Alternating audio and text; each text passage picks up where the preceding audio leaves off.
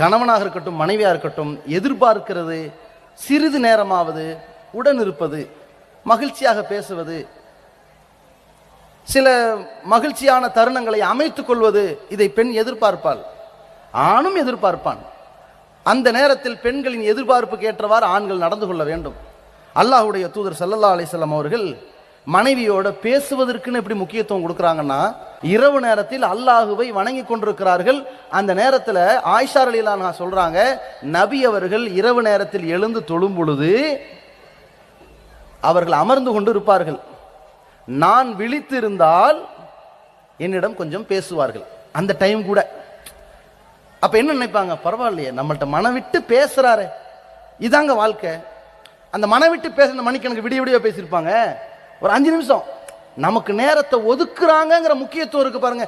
தான் முக்கியத்துவமாக கருதப்பட வேண்டும் மனைவி எதிர்பார்ப்பா.